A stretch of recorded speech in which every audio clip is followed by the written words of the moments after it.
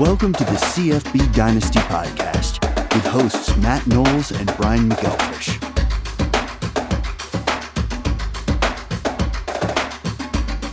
Hey everybody, this is the CFB Dynasty Podcast with all your news and notes to get you ready for your draft coming up here. With the season is only 22 days away. Once that season starts, we're going to have all the news and notes you're going to need to make your team competitive and give you the edge so you can try and bring home that elusive college fantasy football championship. My name is Matt Knowles. I am co-hosting this show with the one and only over here, Brian McElfresh. Brian, why don't you introduce yourself? Let everybody know why you are on this podcast. Hey, what's up? I'm Brian McElfresh. I started CFB Dynasty 6-7 years ago, and our home league was a college to pro fantasy league, and man, just love it. And now we've got a big product that we're building with a developer to launch our algorithm that's going to help everyone set their DFS lineups, their standard lineups, and it's going to be a big, great tool that you're going to be able to test live with us and perfect it over the course of this year. So Brian talks about our home league. He and I are both co-commissioners in that league. That league is aptly named the CFB Dynasty, which is where this name came from. And we've been running for about 15 years. So in those 15 years, we've been able to explore a lot of rules, a lot of different things we'll talk about in later podcasts about how to make your league the best it can be, to have owner retention, to make owners feel like that they've got a chance to actually have a legitimate chance. It's not based around one or two guys, milking the other guys in the league. But that's all we're going to talk about today. We're hoping everybody that's listening to this today is already in a league or is already able to find a league, and you guys are preparing for your draft. Today, the thing that we want to talk about is running backs. Talk about running back sleepers. It's easy to go out there and find a list of your top ranked running backs. You know why that's so easy? Go to cfbdynasty.com. The leader in getting the information and notes about your rankings. But we want to talk about today is some sleepers and some good questions that are out there about some running backs. So we're going to kick it over to Brian. Brian, let's talk about some of your sleeper running backs and some of your biggest questions when it comes to running backs this year in college fantasy football. Yeah, sounds good, Matt. And I'm going to throw it up on the screen here for those watching on YouTube. This is our Draft Central. You can see the countdown, and this is where you can access all the rankings and everything. But yeah, how I would define a running back sleeper is a running back that's going to outperform his tier or his average draft position. So we're looking at ADPs, provide a tool, provided by Jared over at Campus to Canton, and looking at some players that we think can outperform that. So I'm going to end this screen share, but you can always get to Draft Central where we have links to all the cheat sheets, positional rankings, stuff you can download, edit, customize for your league. It's all in there. And then we also, actually, before I end the screen share, we've got our Discord that's pretty much recently launched, starting to gain some good traction, and we're going to do a ton there this year. So join it. It's free, and it's going to be a lot of fun as we get into game week, 22 days away. So, and one of the cool things about that Discord as well that we want to do after this show, since this is the intro show, get yourself up on that Discord. There's going to be a sub-forum up there for questions. And if you ask a good enough question, your question might actually appear on one of these subsequent podcasts. So get up there, join the Discord, get your name and your question up on this podcast, and become famous in your league for being on this podcast. Yeah, absolutely. We need to do a better job taking questions before we launch this thing. That will definitely happen. So first question is, and Matt, you can chime in here. I've got a few. If you're looking at the top 10 running backs based on average draft position going into draft season, who are some just outside the top 10 or maybe far outside the top 10 that could end the season in the top 10? So I've got a few. I'm going to start with Blake Corum. He's one that's a sleeper to me. His average draft position is 35.5 to 37-ish, like the 15th running back selected. Michigan obviously had or they switched their offense to be run heavy. I think that's going to continue, obviously. Hassan Haskins is gone, who he averaged, more than 20 touches a game last year. And that's all productivity that's going to go away. They've got solid, stable running backs, but Corum's the starter. And even as the backup last year, he had 3 games that he had 19 plus touches. So that's going to go way up. You expect his productivity to go way up. And I wouldn't be shocked if he ends the season somewhere inside the top 10 running backs. So I see one of the guys you have on there. I'd definitely like to hear your thoughts is Will Shipley from Clemson. It's really odd to see a starting running back at Clemson having an average draft position that's as low as his. I know coming into last year, he had some of the biggest hype that you've ever seen for a running back coming in. I know his draft position in all the leagues that I'm in, he went way higher than I expected. I wanted to get him in both leagues I'm in. I know that somebody else that's on this podcast sniped him before I had a chance to get him in our home league. But to see him drafted a little bit lower this year seems really odd because I think that Shipley has a chance to really become one of those next stars in college football. So give us your thoughts on Will Shipley and why you think he's getting drafted so low.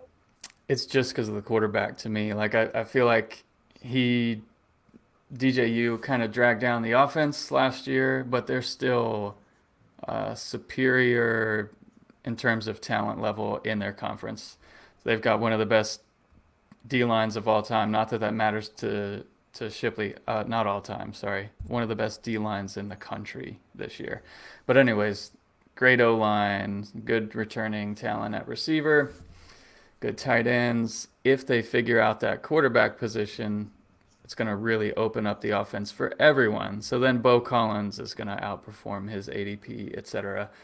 Shipley, he's going to be the staple in that offense. No matter who's starting at quarterback, he's going to be that guy. And I think with his talent level and Clemson's just overall talent advantage in the ACC, Shipley wouldn't be surprised if he's one of those guys inside the top 10. So who's the next guy on your list? Who's the next guy you want to talk about that you think right now ADP is not getting the love that they deserve? So Devin Achane for Texas A&M would be another one. He'd be my last one that I think, man, maybe he can finish inside that top 10. I don't think he's necessarily in a bad ADP, but I think he can, he's in an offense and he's got the talent to outperform that, to potentially climb into that top 10. Like him a lot this year at A&M. And Jimbo likes to ride one running back. And even with that, Achane last year had 900 yards, 9 rushing touchdowns as a freshman. And then he's also really good in terms of pass catching. Sophomore year last year. Yeah, I'm very interested to see what happens with Muhammad Ibrahim in Minnesota. Last year going into drafts, he was one of those guys that was potentially one of the first running backs off the board. He got injured, but it seems like, again, he's having a lot of doubts as to how quickly he's going to be able to recover from that injury. But if he's healthy, I think he has the chance to easily be in the top 10. Yep. Definitely like him a lot. And the good thing about him is he was hurt week 1 last year. So he's had a full calendar year to recover, train, and get ready for the new season. And he's got NFL aspirations. We'll see. We'll see what happens with him. I know a lot of people are down on him. His ADP fell a ton just because of that injury, but it is a big injury. So maybe not guys that are going to appear in the top 10, but guys that you think are being drafted far down in the drafts that probably are going to be, they may not be an RB1 for your team, but they may be an RB2 or a flex. Who's somebody else you think is getting drafted far down the list that you're like, man, this is probably going to be a steal? So are you looking for some that are far down the list? That sounds good. So let's do it. We'll do it. We can get to those. So I've got a list of running backs highlighted here. Let's go to the ones at the bottom of the list, like Eric Gray. He's currently RB 65 in an offense where they're not going to have a running quarterback this year, a dual threat guy. Dylan Gabriel is more of a pocket passer, and Eric Gray could see a lot more touches this year. He's great out of the backfield too. Like, that offense is going to change a little bit. I think he's getting way overlooked, and he's got youth behind him. Like Eric Gray a lot. Penny Boone out of Toledo, a transfer from Maryland. He's another one who, there in the MAC, he could be a breakout player, and you're getting him at great value. RB 68, I could see him performing inside the top 40 pretty easily. I think Dedrick Parson from Hawaii is somebody to take a look at. Yep. Pretty much anybody on Hawaii that's got talent. If you followed Hawaii in the offseason, they probably had the biggest mass exodus of talent into the transfer portal that has ever happened in college football. Their starting quarterback from last year is now at San Jose State. At San Jose State. Their cupboard is pretty much bare. So if Dedrick Parson can come in and actually become a solid player, they don't really have a lot of other ballers that are out there left at Hawaii. So he could be somebody that gets leaned on heavily for the Rainbow Warriors. So he could be somebody that's going to perform well if he becomes the main guy out there at Hawaii. I love that you're bringing up the Hawaii guy, because you are that guy that'll text me at 2 a.m. For those of you who don't know, Matt and I are both on the East Coast, and I watch football from game day show to probably about midnight, with rarely taking breaks in between, but Matt's got the stamina. He'll be up watching Hawaii till that game ends. Well, when I always end up having guys from Boise State, Fresno State, San Jose State, Hawaii. There's always those guys that end up being on my squad. And so those games are always, you got those Mountain West games that'll start at 10 o'clock, 11 o'clock at night. And you know how college football is. It'll run sometimes 3.5, 4 hours on a game. And 3 o'clock in the morning, I'll be like, hey, B-Mac, you see what just happened? And I guarantee I'm not going to get a response back until later on Sunday morning, but it's all right. Yeah, well, when you get that late win, you kind of got to send the text. That's right. Cameron Peoples, guy on your roster. Sean Tyler is another one at Western Michigan. I think both of those guys had really good years. They're kind of touchdown heavy. Both of them are going to get the red zone touches. Tyler, I think, pretty much clearly is the top running back there, whereas Peoples is going to share a little bit with Nate Noel. But, man, they're at 50 and 51 ADP for running backs. So I think those guys are clearly going to outperform those draft positions. And they're not exciting people to draft, but they're proven, talented, great offenses for running backs. I think Braden Bennett at Coastal Carolina as well. Anybody that is in a skill position at Coastal, they have a potential to blow up. I know last year wasn't a Coastal's tight end, had the 4-touchdown game and had probably the record. Likely had the record points scored for a tight end in college fantasy football history. There's always somebody at their skill positions that's going to blow up because they have such a great quarterback out there. They have a great offensive system.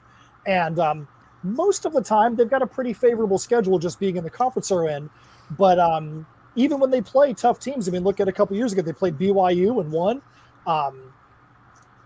They've got a solid program out there at Coastal, and they're producing some good talent. So maybe Bennett's going to be the next guy that comes out of that offense that's going to be a college fantasy star. Another one that I like will be Tay McWilliams from Baylor. Now, he's less proven. He's listed here ADP 40 or RB 49. And they have got a full O-line back and a new quarterback that beat out last year's starter and started and played well in the bowl game, Blake Sharpen. But I like Tay McWilliams a lot. I like him a lot better than RB 49. I think he's going to be someone at Baylor who, they're going to continue to outperform where they're projected. Yeah, it's good to see Baylor back on the upswing after those very lean years. where they were going through all their external troubles. Yep. Because when Baylor is hot, Baylor's going to produce some guys that are going to win you some fantasy football championships. So is there anybody else out there that you would consider a sleeper that we haven't talked about right now that you want to make sure people keep their eyes on heading into this draft season? I've got 3 more. So Kamar Wheaton at SMU, former 5-star, went to Alabama, sat a year. Just in talent alone and that offense for SMU, he's at RB27. That's not so bad for a draft position, but he could really boom, especially being able to catch some passes out of there. Actually, I did have a couple more super deep sleepers, but we'll get to those in a minute. Yeah, like I Chase said, Brown. That's what the podcast is for, man. You got the information. People want to hear from you, BMAX. So let's get those names out there. Yeah, so Chase Brown's one that I like. He's not a super deep sleeper. Let's see. He's at ADP RB31 right now. His actual average draft position's 73-ish, in the 80s actually. And excuse me. So let me give you some stat lines from a few of his games last year. So he's running for Brett Bielema, who's known for building up Wisconsin some, or continuing on what Wisconsin has always done great, running the ball. And he likes to ride a running back. Josh McCray, the backup, is definitely someone to snag if you want to kind of stash him for future years. Seemingly just the clear backup. But here's 3 games from Chase Brown last year. We're going to start against Minnesota, 32 carries, 147 yards. No touchdowns in that game, but you're looking at someone who's going to get high volume. Against Penn State, so this is a little bit cheating. This was a 9 overtime game, but 33 carries, 223 yards, and a touchdown. He typically gets 1 or 2 catches a game too, and then another game later in the year, 26 carries, 257 yards, and 2 touchdowns. So you got to give him time to build up his O-line a bit, but that's what Bielema's known for. So that's going to happen. I think Chase Brown's going to outperform his ADP. I think another thing to think about with Illinois as well is they have a new quarterback coming in that comes from a high-powered offense. You got the Dino Babers, Syracuse offense, Tommy DeVito coming over from Syracuse. He is the probable starting quarterback at Illinois. So that could potentially open up the offense, force those defenders to have to get out of the box a little bit, because you've got somebody that comes from a proficient passing offense. So that could open up that inside the box for those running backs at Illinois as well. 100%. So looking at RB41 is Jacquavious Marks from Mississippi State. And I don't hate that draft position or anything, but I would clearly value Dylan Johnson, who actually outperformed Jacquavious last year. He's listed in the starter. He's at RB 111. He's going to get more touches, especially in the red zone, and he catches a ton of balls too. That's someone that I like in that Mike Leach offense. And then we've been also hearing some really good things in the spring. Let's see if we continue to hear these in the fall. But LSU running back John Emery may be finally living up to that 5-star potential. And just great to hear some good things out of him. But he's at RB 114. Definitely a sleeper. As someone who, so I haven't been burned by him. I haven't had him in any leagues that I've been in. But he's someone that I wanted, targeted, couldn't get. He was a really high draft pick when he came out. Just hasn't lived up to the potential. But maybe this is the year he'll break out. So looking at your list, there's a name that's a couple down there. I'm going to go Homer here for you. As you can see, I'm an NC State Homer. A name that I think everybody should be looking at for is Jordan Houston, and here's why. NC State for the last few years, you've had Bam Knight and Ricky Person that have had a stranglehold on the 1A and 1B with the in the NC State backfield. Last year they were a little bit off, but it's always been known that Jordan Houston was the fastest running back of the 3. And he probably had the biggest breakout potential. He was just a little bit smaller, and he wasn't going to be able to overtake those 2 guys. Both of those guys left early. for the NFL. And now Jordan Houston is the presumptive starting running back in an offense that brings back a ton of talent. And he is probably going to see one of the biggest upticks in their offense. The other guy that is back there that could be the 1A to 1B to him is Demi Sumo Carnende. That's probably not how you pronounce his last name, because he used to go by Demi Sumo. But there's been a ton of stuff about Demi Sumo, but you're probably going to see both of those names that are going to come out of nowhere, that are going to be the guys that are going to be carrying that rock for NC State this year. A team that's getting a lot of preseason love, which makes me super happy. They've had some of their highest preseason poll ranks in history. And I think that both Demi Sumo and Jordan Houston are probably going to play a part in that. Yeah, that's legit. One last deep sleeper. So Amante Watkins, he's at ADP 124, RB 124, sorry. And he transferred over from TCU to New Mexico State. And he's someone who's a super fast running back.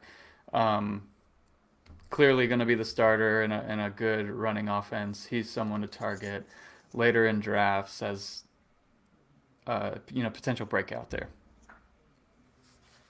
All right, so if you are done with your sleepers at running back, let's talk about, if you have on the top of your head, what are some of the biggest questions that you have coming into this season? It could be guys at the top of the list. It could be, what are they doing?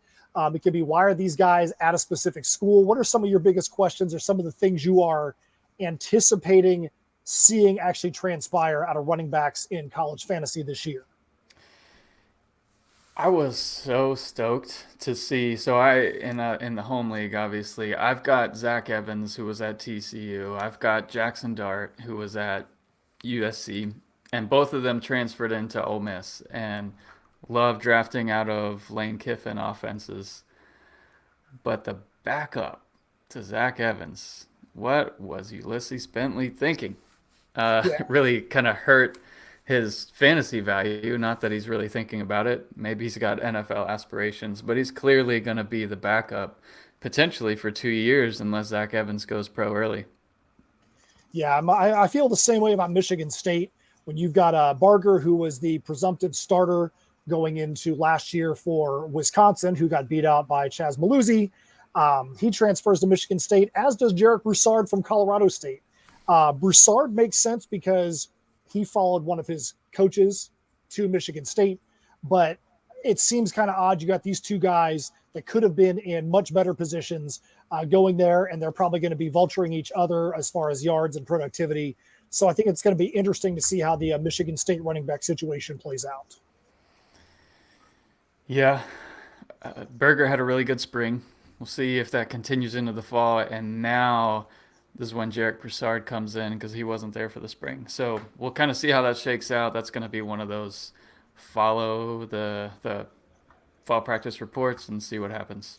And I think Wisconsin is another one where normally, going into a season, who's going to be the big bell cow at Wisconsin. Wisconsin is just known for always having those huge stat line running backs.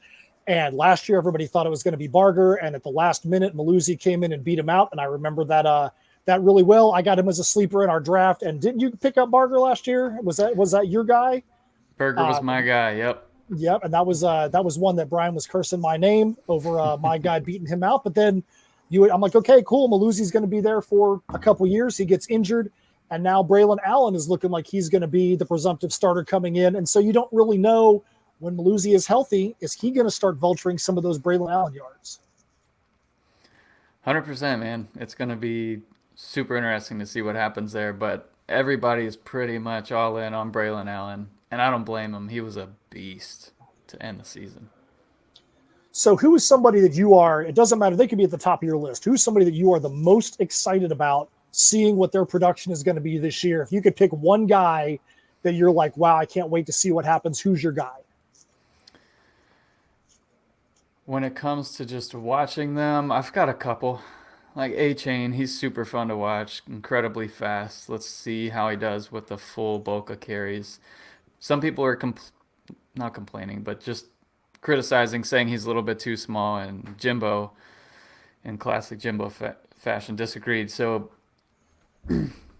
We'll see. We'll see how that happens. I am a little worried about the backup there taking some goal line carries, but we'll see there. And then just Jamir Gibbs coming over from Georgia Tech to Bama. He's a top 5 fantasy running back. But just in terms of watching what he can do in that offense where they're so worried about the weapons and Bryce Young, and he's not going to be just the clear, stop Jamir Gibbs. Now he's just in a offense that's loaded with talent. So we'll see what he can do one-on-one in the open field. He's going to have a heck of a year.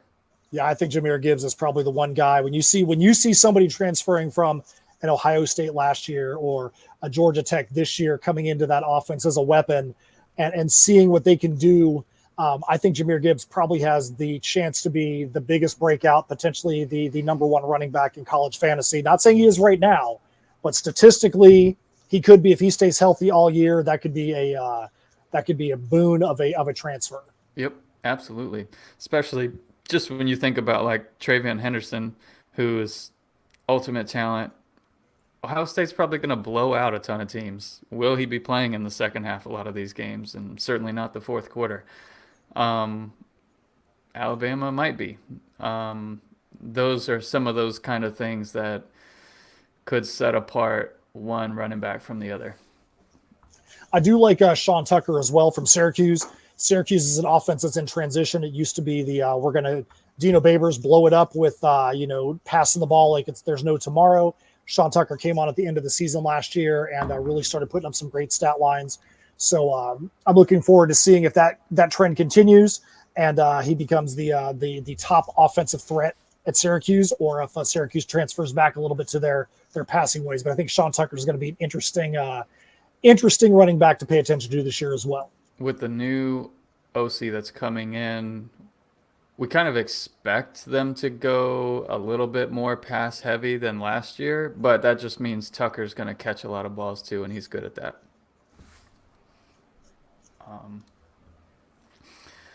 So I think I'm good on sleepers. If you have any that you think we missed, of course, let us know. Hop in the Discord. We love to just kind of chit chat with everyone, but we're going to be looking to launch a league this year, and it's going to be like an annual CFB Dynasty member league. So join in the Discord. You can get to it from the site anywhere. It's the little purple icon on the bottom right. You'll find it, or you can find it in the top navigation, or just reach out and ask. We'll give you a link to it. So Brian, if somebody is excited and they're like, man, I need to be able to take my drafting and my knowledge to the next level, let them know, show them, tell them how they need to sign up to become a member at cfbdynasty.com. Yeah, so you can go to the homepage, you can go to the rankings page, you can go to Draft Central, and it's all there where you can have the same kind of login. I'll add this back to the stream. So you can see that you can log in right from Draft Central, right here next to the countdown. And that's where you can log in, sign up, and boom, all the links will start to work for you. You can click into the cheat sheet, like I'll click into quarterback rankings, and then you'll see the spreadsheet with all the data and everything pop up. You can customize this. So if you're in an SEC only league, hey, just go ahead and you can either export this, and I do have a video on how to create some filters in Excel or Google Sheets to help you eliminate some of this, or you can just use these search features up at the top where you can search for, conference, you can search for players, whatever you want to do, but the search is extremely good, and the rankings are deep. So we go deeper than 300 quarterbacks. Running backs, we have more than, I think we have like 390 or something like that, and the receivers like 600 plus. So plenty. Depending on the type of league that you have, you can customize this any kind of way. And that's just feedback from people over the years. And unlike in pros, where you can pretty much go to any site that's out there and get pretty much the same information, if you're a fan of college fantasy football, you know that there is not as many sites out there that's going to give you in-depth, detailed information that's going to help you take your team to the next level. CFB Dynasty was designed out of the need for there to be a deeper, intelligent site out there for this information. So what you're seeing right now on the screen for Brian, that's somebody who is actually logged in as a member. If you just go up there and you're not signed in, you're not going to get the same information. So it is actually going to behoove you to go up there and get yourself a cfbdynasty.com login and membership, because you're going to have the benefits of getting this information that other guys in your league may not have. Absolutely. And we're stoked about it. We put a lot of time into it. And in season, we'll have weekly rankings. We'll do DFS stuff every week. And the Discord is where you're going to get a lot of that communication. So join in. It's free and it's fun. We got a lot of college football degenerates in there. And then, yeah, we'll have more on this league that we're going to launch very soon. Matt, what do you think in terms of the setup here? So we want to make it big. We want to make a big deal about it on the site and really kind of promote weekly how things are going, who's doing well, who's doing horrible, and make fun of the people that are awful. Put it front and center on the website and just have a fun time with it, because college football is awesome. Well, so if we had 30 think teams, 50 teams, separate player pools, what are you thinking? Best ball, redraft, standard? I just think we should kind of leave it up to Discord. Let's see what the people on the Discord think and see what their thought is. And we could just get something fun started. Like you said, I do think that it being a yearly redraft league, whether we're not worried about dynasty. I know that's one of the big things with ours being a college pro dynasty. One of the foundational leagues that actually started doing the college to pro dynasty leagues.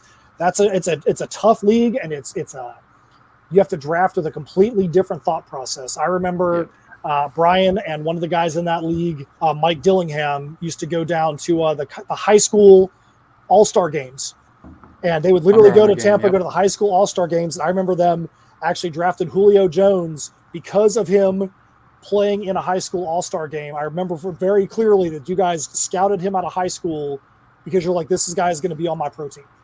Unbelievable. Absolutely. Don't have to worry about that.